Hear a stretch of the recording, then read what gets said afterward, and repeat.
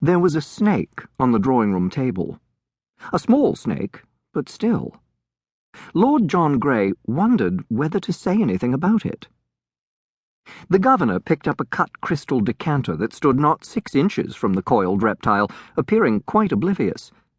Perhaps it was a pet, or perhaps the residents of Jamaica were accustomed to keep a tame snake in residence to kill rats.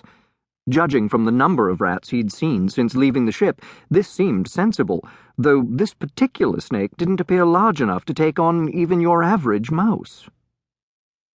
The wine was decent, but served at body heat, and it seemed to pass directly through Grey's gullet and into his blood. He'd had nothing to eat since before dawn, and felt the muscles of his lower back begin to tingle and relax. He put the glass down. He wanted a clear head. "I cannot tell you, sir, how happy I am to receive you," said the governor, putting down his own glass, empty. "The position is acute." "So you said in your letter to Lord North. The situation has not changed appreciably since then?" It had been nearly 3 months since that letter was written. A lot could change in 3 months.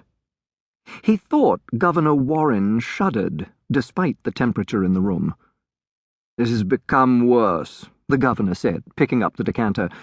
"Much worse." Grey felt his shoulders tense, but spoke calmly. "In what way? Have there been more—" He hesitated, searching for the right word. "More demonstrations?"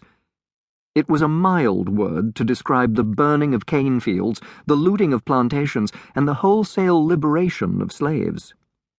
Warren gave a hollow laugh. His handsome face was beading with sweat. There was a crumpled handkerchief on the arm of his chair, and he picked it up to mop at his skin. He hadn't shaved this morning, or quite possibly yesterday.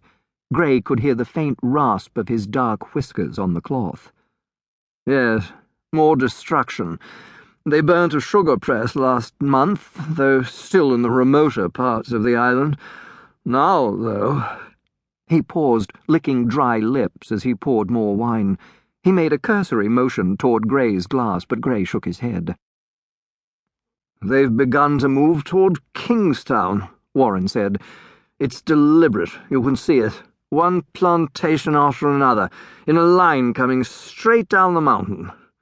He sighed. "I shouldn't say straight. Nothing in this bloody place is straight, starting with the landscape." That was true enough. Grey had admired the vivid green peaks that soared up from the center of the island, a rough backdrop for the amazingly blue lagoon and the white sand shore. "People are terrified," Warren went on, seeming to get a grip on himself, though his face was once again slimy with sweat, and his hand shook on the decanter. It occurred to Grey with a slight shock that the governor himself was terrified. "I have merchants and their wives in my office every day, begging, demanding protection from the blacks." "Well, you may assure them that protection will be provided them," Grey said, sounding as reassuring as possible. He had half a battalion with him, 300 infantry troops and a company of artillery equipped with small cannon, enough to defend Kingstown if necessary. But his brief from Lord North was not merely to defend and reassure the merchants and shipping of Kingstown and Spanish Town, nor even to provide protection to the larger sugar plantations. He was charged with putting down the slave rebellion entirely, rounding up the ringleaders, and putting a stop to the violence altogether. The snake on the table moved suddenly, uncoiling itself in a languid manner. It startled Grey, who had begun to think it was a decorative sculpture. It was exquisite, only 7 or 8 inches long, and a beautiful pale yellow marked with brown, a faint iridescence in its scales, like the glow of good Rhenish wine. "It's gone farther now, though," Warren was going on. "It's not just burning and property destruction. Now, it's come to murder." That brought Grey back with a jerk. "Who has been murdered?" he demanded. "A planter named Abernathy, murdered in his own house last week. His throat cut." "Was the house burnt?" "No, it wasn't. The Maroons ransacked it, but were driven off by Abernathy's own slaves before they could set fire to the place. His wife survived.